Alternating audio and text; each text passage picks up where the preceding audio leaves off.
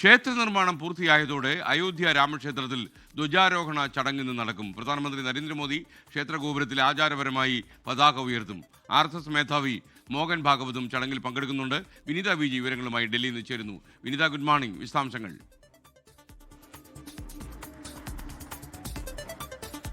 Very good morning S K.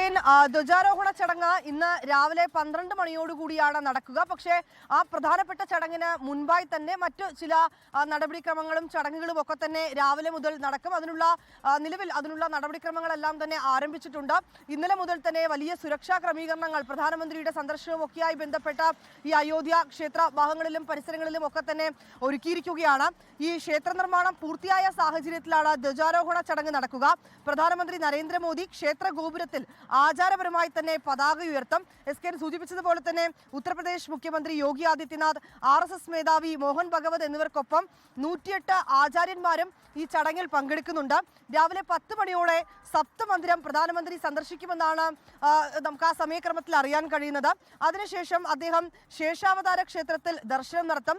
രാവിലെ 11 മണിയോടെ പ്രധാനമന്ത്രി മാതാ അന്നപൂർണ ക്ഷേത്രം സന്ദർശിക്കും. തുടർന്ന് 12 മണിയോടുകൂടിയാണ് ഈ പതാക ഉയർത്തിയ ശേഷം അദ്ദേഹം സദസ്സിനെ അഭിസംബോധന ചെയ്ത് സംസാരിക്കുമെന്നും അറിയാൻ കഴിയുന്നുണ്ട്. ഒപ്പം പ്രധാനമന്ത്രിയുടെ സന്ദർശനത്തോടനുബന്ധിച്ച് അയോധ്യയിൽ കർശനമായിട്ടുള്ള സുരക്ഷാ ക്രമീകരണങ്ങളാണ് ഒരുക്കിയിരിക്കുന്നത്.